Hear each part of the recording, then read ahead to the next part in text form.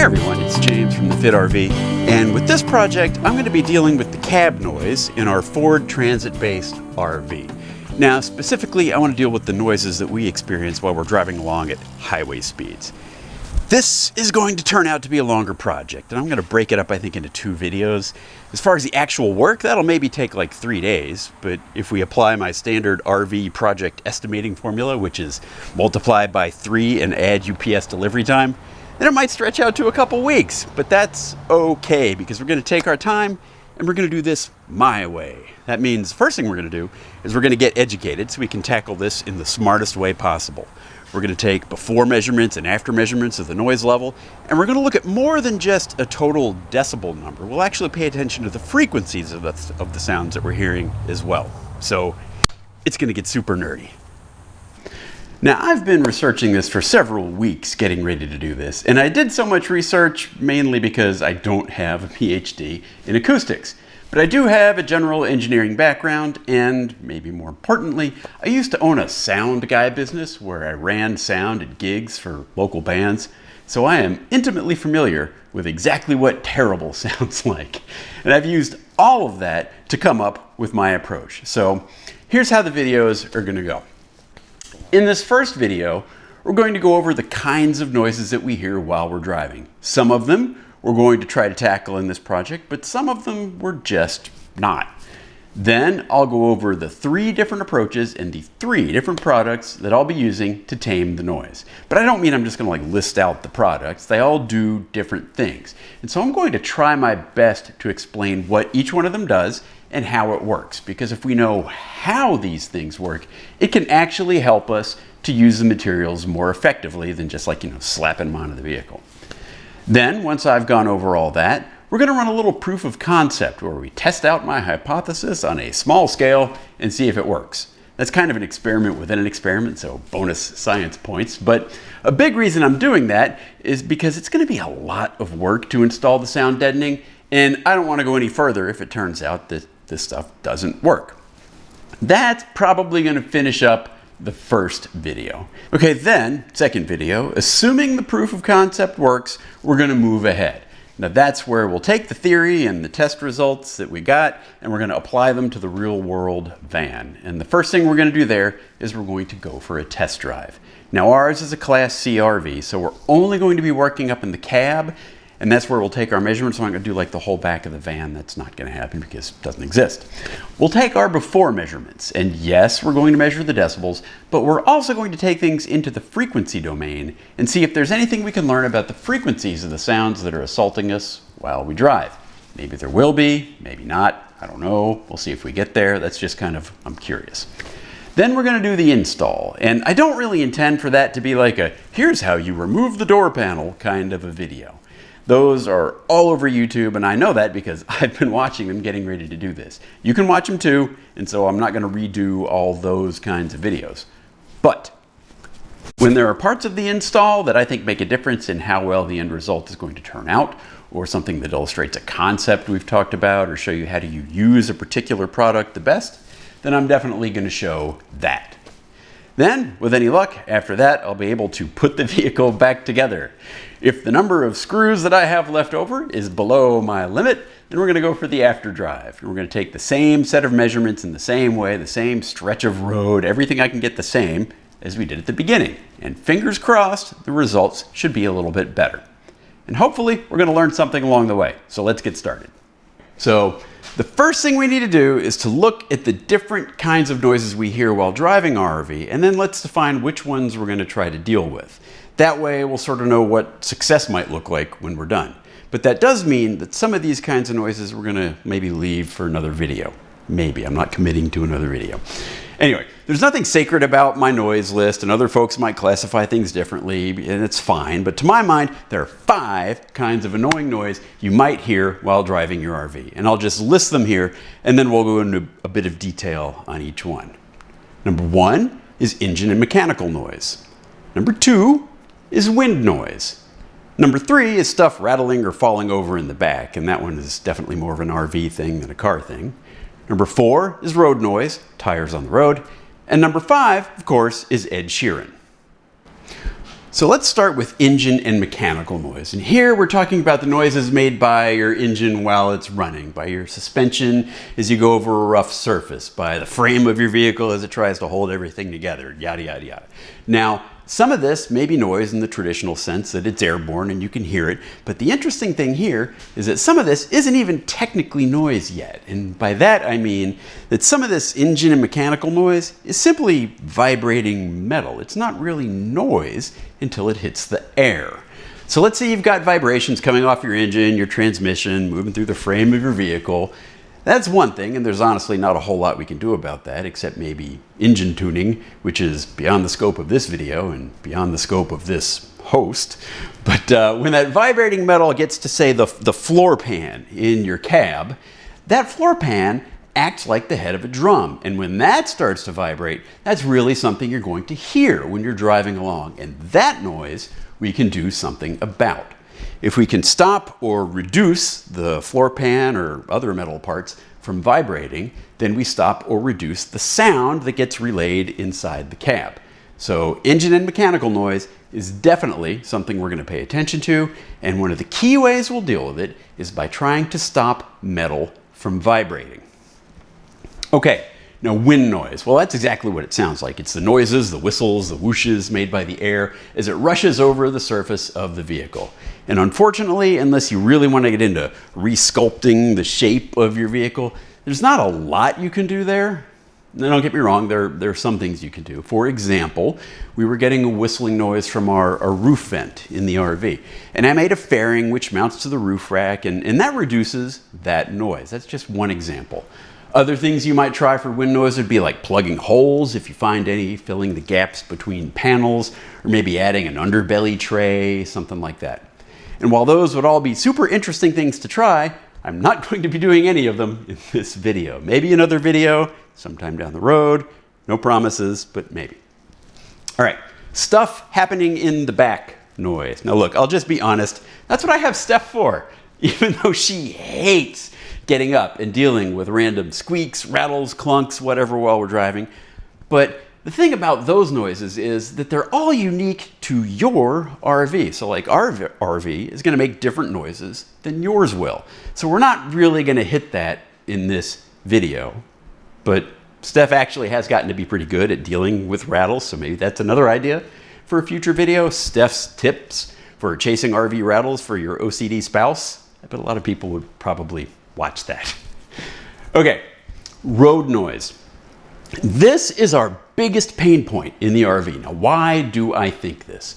Well, it's an experience I'm sure that all of us have had. You're driving down the road, listening to the usual cacophony of noises in your RV, and then all of a sudden you hit a different patch of pavement and it gets so quiet you can hear a pin drop. The sun shines and the angels sing from on high, only they're singing in sign language because it's so freaking quiet. And then, of course, that patch of pavement unfortunately ends and it's back to the anguish of chip seal. And as an aside, I really, really hate chip seal, by the way. Like if you went to a pavement technology conference, there'd be a chip seal booth and the banner over it would say something like, "Pretend like you tried with chip seal." Anyway, we definitely want to reduce road noise while we're driving. Now, a good bit of road noise actually comes down to your tires, and there are definitely some tires that are quieter than others. You ever been standing by the side of the road when like a wannabe monster truck rolls by with those big knobby tires and it sounds like a TIE fighter from Star Wars going by? Well, obviously there are tires that are quieter than that, right? And so I could start trying out tires to reduce the noise, but that's expensive and they don't really let you take tires out for a test spin. And besides that, we've got plenty of life left in our tires and there aren't that many choices in our size anyway. So as much as I would like to, I won't be targeting the tires themselves as a way to reduce noise. Again, not in this video. Maybe in the future. But regardless of the tires you have, the noise from your tires on the pavement travels through the air, then it hits the metal bits on your vehicle, and then those bits start vibrating, and then we're right back where we were before, addressing vibrations on the metal parts of your vehicle. And that's something we are going to get to. And then finally, there's Ed Sheeran. The problem there really isn't so much the overall volume as it is the danger of sudden onset narcolepsy. Now, since I travel with Steph, I haven't really found a complete solution to that one, but there are some successful mitigation strategies like copious amounts of caffeine. So while you won't hear any Ed Sheeran in this video due to copyright limitations, you might see me drinking energy drinks. Lots and lots of energy drinks. Anyway, in summary, the main kinds of noise we're going to target are engine and mechanical noise and road noise. And we can target them both with kind of similar techniques. So how are we going to do that? Well, I've selected 3 different approaches and 3 different products for dealing with the noise. And I got all of these products from Second Skin Audio. And I decided on their products not because they're the cheapest, because they're certainly not, and not because they're the only ones out there, because they're certainly not that either. But honestly, I like them because they offered up good information for free on their website. Like every time I started chasing something like mass-loaded vinyl automotive sound reduction, some of their links would be right there on that first page. Now, some of that is just good search engine gaming on their part, but honestly, the information they provided was pretty good. And for the most part, it was presented in an easy to understand way. And I just kind of felt like they needed to be rewarded for making the effort. So now, in the interest of full disclosure, when they found out who I was and I was making a video, they did offer me a discount on the materials, but I still spent close to $400 on just the raw materials you're going to see me install in this video. So it certainly wasn't a handout. But more importantly than that is, none of that even matters if the stuff doesn't work. And we're going to have results. So let's just wait for the results and we'll pass judgment then. The first way we're going to try to reduce the noise is with something called constrained layer damping. What the heck is that? Well, when you turn it into a product, it's this foil and goo stuff that everybody and their brother sells these days. I've used this stuff before, and I've actually used several different kinds and brands of the stuff over the years. This is just a leftover piece. And I always kind of felt like this stuff should work, and I kind of thought it did when I used it, but I never really dug into why like I'm about to. Now, whatever brand you get, this stuff is always kind of heavy. And if you never thought much about it, you might conclude that that weight is the how and why of it working. The more mass you have, the more energy it takes to get it vibrating. So more mass equals less vibration. And that is part of how this stuff works, but it's not the most interesting part. And here's where it gets really, really nerdy. So the more interesting part is that it works by converting some of that vibration energy into low-level heat. And the way it does that is tipped off in the name, constrained layer. And this has actually been a field of research for quite a while, so there's a good bit of peer-reviewed literature out there on exactly how this works. But to cover it quickly, let's do a thought experiment. Imagine you have a sandwich of material, right? You've got 2 rigid plates on the outside and then some sort of goo in between them that is firmly stuck to both surfaces, kind of like maybe silly putty or something. Now imagine that assembly vibrates, and when it vibrates, it's going to curve, something like this, and I'm obviously exaggerating it a bit in this drawing, but that puts the goo, the silly putty in the middle, into shear. And as anyone who's ever played with silly putty knows, if you need it, put it into shear, it eventually warms up. So the goo warms up, and since the first law of thermodynamics is actually a thing, energy is conserved, and some of that vibration energy didn't become noise because it has now become heat. Yay, science. Anyway, that's sort of how it works. So what does that imply for selecting and applying this kind of sound deadener? How can we use this knowledge in our product selection and application so that we can be more effective at reducing sounds? Well, the first thing we can do is pay attention to the thickness and rigidity of the foil. Remember, in this diagram, these 2 sides of the sandwich have to move in unison. Because if they don't move in unison, if the outer layer bends or warps because it's, not very rigid, then there's not so much shear on the goo, and then the whole model falls apart. It becomes kind of unconstrained layer damping. Okay, so thicker foil. How do you know that? Well, either the manufacturer might tell you how thick the foil is, or you can just look at how they sell it. Like thinner foil, they might try to roll up, because it's easy enough to do. It saves space. It cuts down on shipping costs. Thicker foil products are going to be sold in like flat pack sheets. So that's kind of a clue. The next thing we can pay attention to is the thickness of the goo. More goo means more mass, yes, But it also means more material is put into shear, which will turn more of the vibration energy into heat. A couple interesting things I found out about that, though. First, it turns out that the damping material thickness, the goo, is less impactful than the constraining layer thickness, the foil. Although that research made sure to point out that the two things really needed to be analyzed together. But my takeaway from it is that better, thicker foil is more important than just goopy thick goo. Now, the other interesting thing I found, and this was in several papers actually, was that increasing the thickness of the damping material only worked to a point. After some point, the effectiveness falls off a cliff. But the good thing, I guess, is that those are all at thicknesses that are well above any of the commercial products you can buy for that stuff, so we don't really have to worry about that. How well the material is adhered to the substrate. That's another key factor. And this is something we have control over while doing an install. Obviously, if the goo isn't actually stuck to the substrate, like if there's an air bubble or something, then the vibrations aren't going to put the goo into shear. This is why when you see videos of people installing this stuff, that they're always chasing after it with a roller of some kind, and I have 4 of these we're gonna use. I mean, yes, it makes the stuff stick better so that it doesn't fall off your vehicle, but it also makes it more effective at reducing sound. So attention to detail during our install is important. I need to get it stuck down all the way. I'll also say that quality materials are important. Most of the ones you'll find out there are made with butyl rubber in the middle. That's okay stuff, but not all of them are butyl. And while different goo materials do have different sound absorbing properties, rather than that, I think it's more important to consider that you're gonna be locked in a hot car with this stuff and let that guide your material selection. So butyl, okay. Asphalt, much less okay. Paradichlorobenzene, bad. Napalm, bad. Plutonium, bad. Cat poo, bad. And finally, let's talk about coverage. If you're still watching this video, then you've probably seen other ones. And on the inside of those cars, maybe it looks like 100% of it is covered in what looks like tinfoil. Well, that is seldom required, and this stuff is heavy, so that would add quite a bit of weight. But if you look through the research, I was able to find that folks have actually even developed numerical models like finite element analysis kind of stuff to tell you where to put this material and how much of it to put down to get the most benefit for the least amount of additional weight.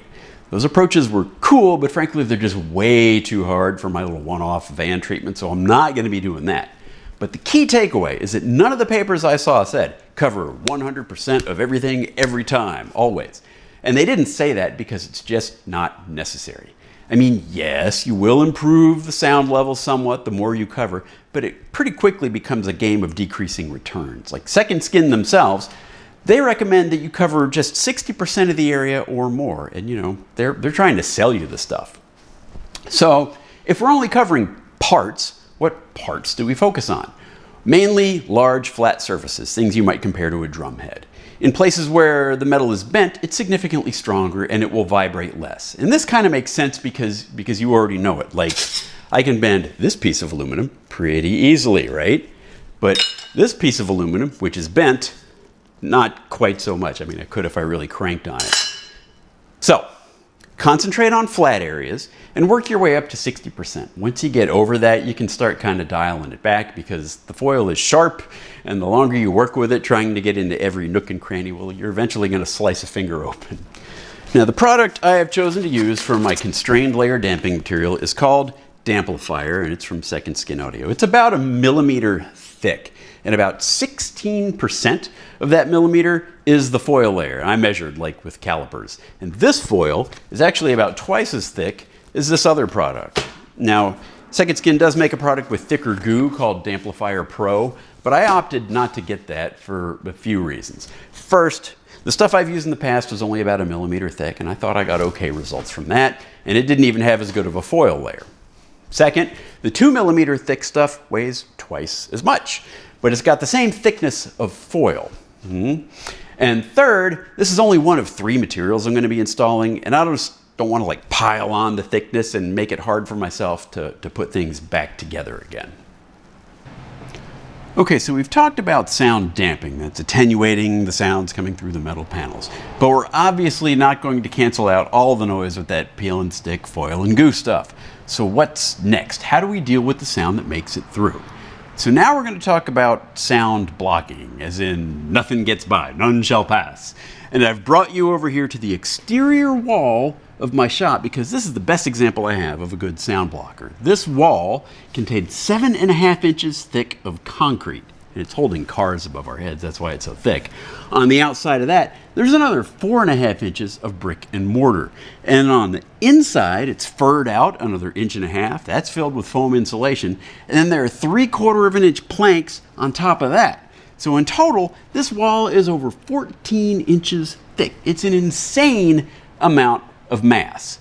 Now, I don't have to explain to you that if I stood outside that wall and just talked in like a normal kind of voice, you wouldn't hear me inside. Well, I mean, I guess you would because I'm wearing a mic, but you know what I mean. Anyway, the amount of sound energy I would have to produce to get sound through this wall is not something I want to find out. So that's lesson 1 about blocking sound. Mass. Mass blocks sound.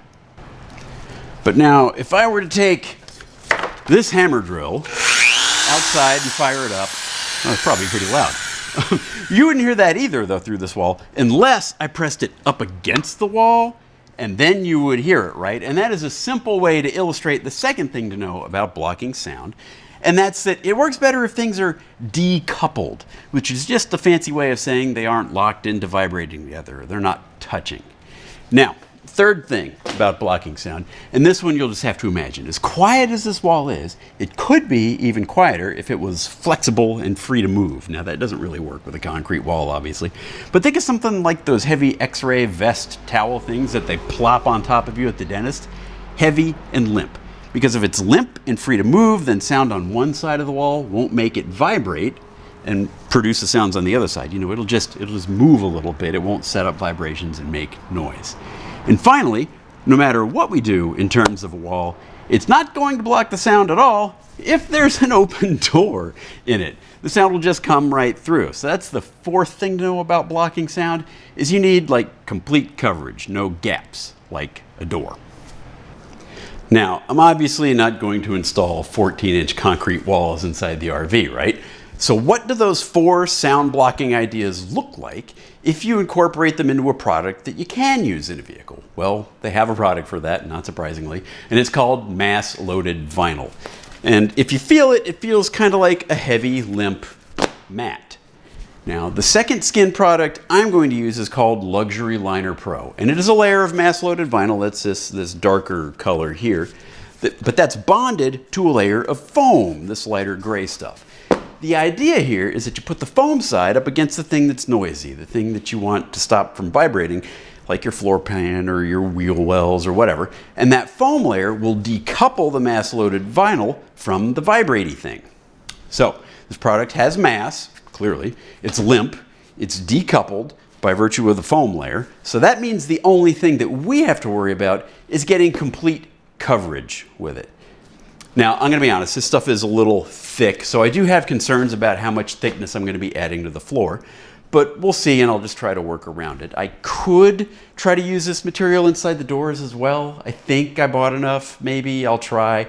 I just kind of have to wait and see. But the problem is that it's heavy, and I worry about it falling down, like inside the doors, and jamming up the windows or the door lock mechanism or something.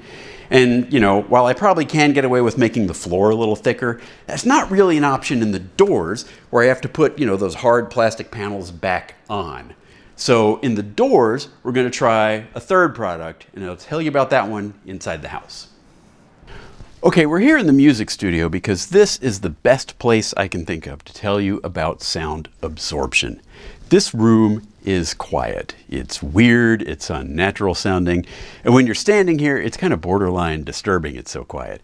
And the way I accomplished that was by hanging these drapes all around the room. Now, oddly enough, the drapes are also heavy, limp, and decoupled from the wall, but we're already done with that part of the discussion. What I want to focus on here is that the drapes absorb sound.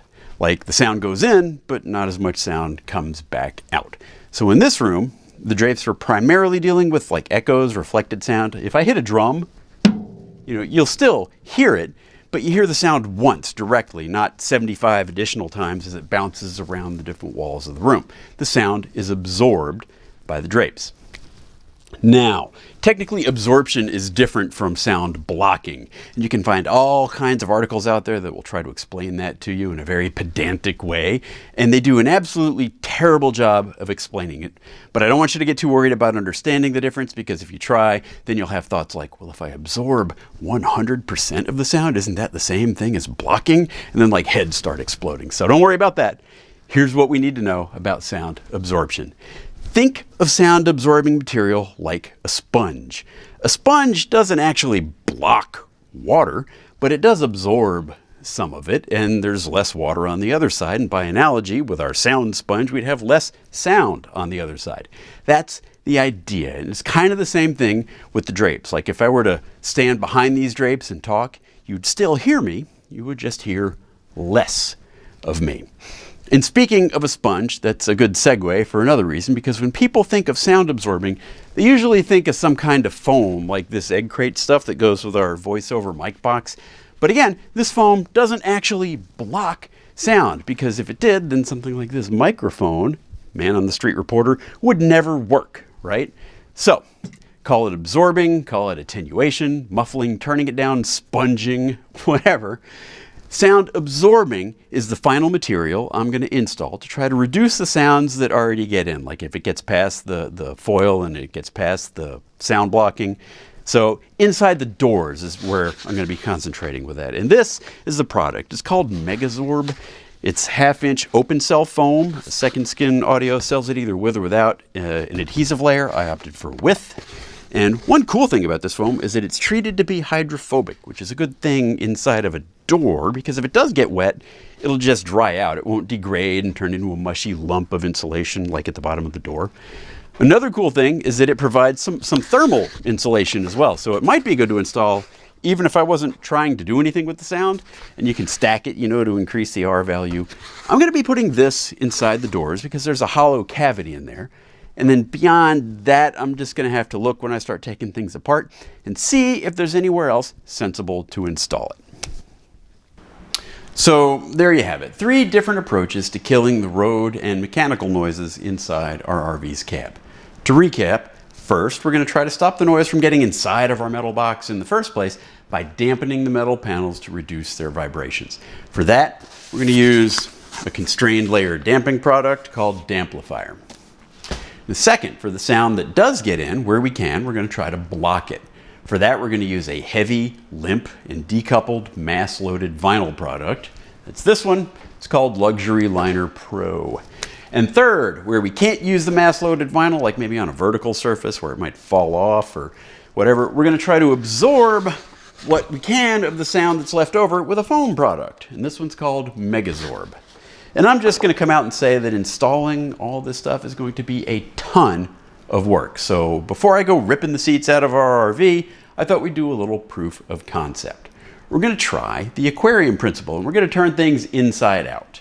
So I've got a metal box, and instead of keeping the outside noise out, we're going to see if we can keep the inside noise in. So this metal tin will be our analog for a car, and we're going to put a phone inside of it. And we're going to apply our 3 noise-reducing solutions, and then we're going to see if we can kill the noise coming from the phone.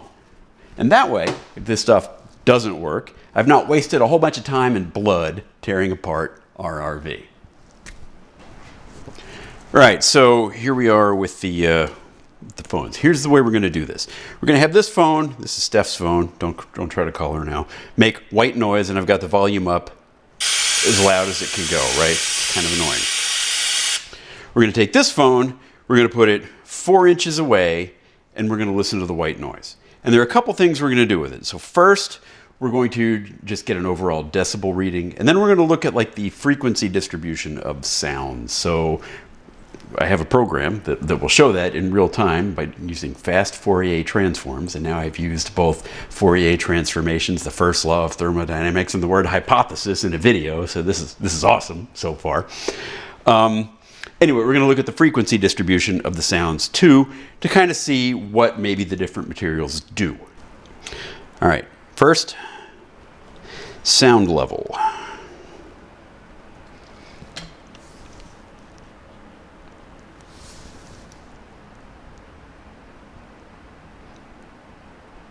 And with nothing going on, the background level of noise in the shop is about 40 decibels. That's reasonably quiet.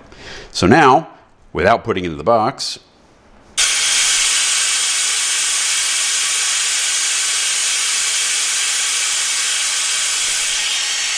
somewhere around 87 decibels. So this is as we expect. So here we go. I'm going to turn on the noise, put the lid on the box, or the bottom on the box, I guess, and then we'll see what we get.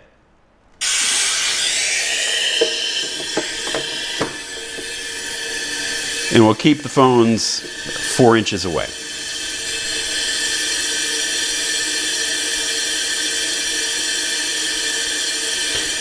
Somewhere right around 73, 74 decibels or so. Now for the fun stuff.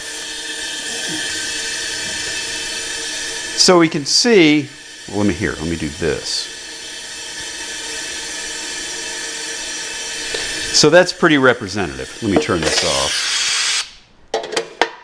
What we can see is that it's reasonably flat, as we might expect with white noise, but we've got a number of peaks and resonances and frequencies that are getting through the box easier than others. So that's sort of our baseline. So we had 74 decibels, 73, 74 with the lid on, and kind of flat, but with some definite peaking here in the frequency response. So now for the fun part, we get to put our sound absorbing material onto the box. All right, first we're going to use the damplifier, and I only need to cover 60% of the area or so, maybe a little more. So we'll start with pieces on the top and bottom. All right, so now in terms of a car, the noise is on that side, so this stuff goes on the outside, but would be the inside. So here we go.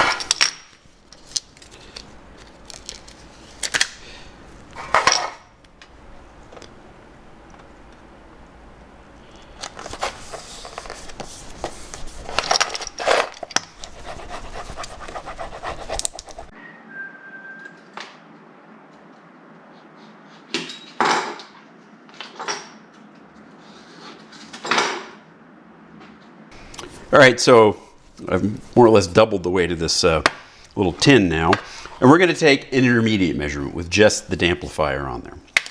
So here we go. All right, we're the same 4 inches away. Here we go.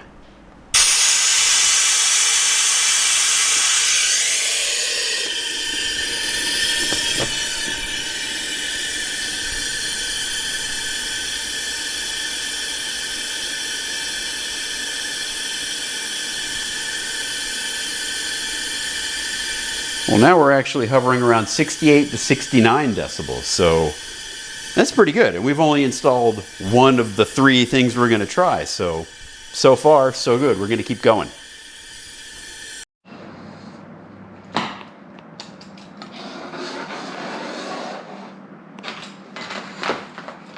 All right, so I am adhering this mass-loaded vinyl product to the tin with this double-sided tape that I also got from Second Skin. And when you install this stuff, this side, the foam side, needs to not be, or the foam side needs to be against the metal surface, and then the mass-loaded vinyl side is away from the surface so that it is decoupled. Here we go.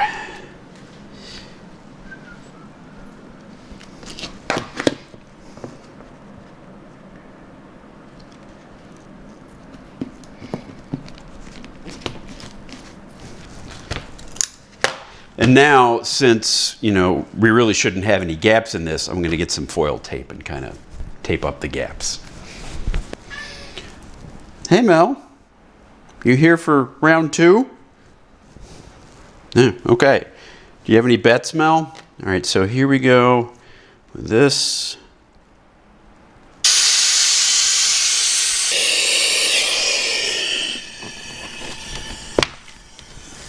Oh, wow. That's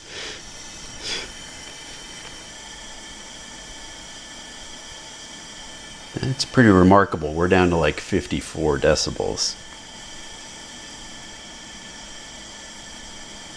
And this is only 2 of the 3 layers of stuff we're wanting to apply.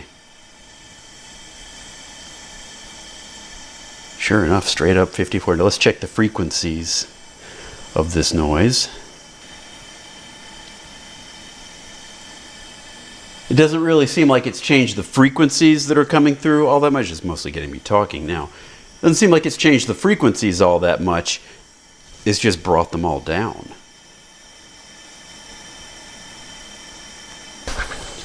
Okay, so I was trying to figure out what to do with this Megazorb stuff, and the easy thing would be to put it on the inside of the box, but that's not really analogous to how we'd be installing it, because in this model, which is like a reverse aquarium, if I put it on the inside of the box, it'd be like putting the foam on the outside of our RV, right? And that's not really what's happening. So, and then I can't really apply it to the surfaces here because I'm not planning on doing that. I'm not going to adhere this stuff to this, to the luxury liner, the mass-loaded vinyl. So, and in fact, I don't even think I'm going to install both of these on the same surface. But just to show you the effect that this can have, so before, when I shut up and stop talking, before we had a level of 54 decibels or so out of this, and let me start recording the screen. Level of 54 decibels when I would stop talking. So I'm just going to place some of this material between the two, and we'll see what happens.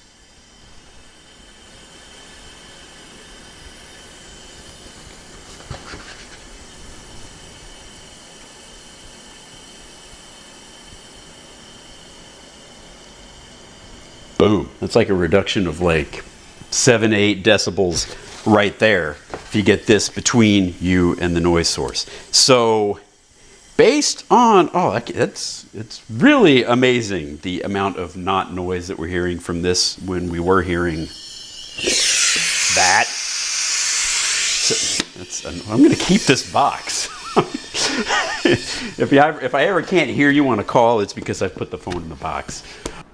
Well, that is going to wrap up this first video, and wow, the proof of concept was quite the success. Just by installing these 2 materials, the Damplifier and the Luxury Liner Pro, I was able to get like a 20 dB reduction in sound or more.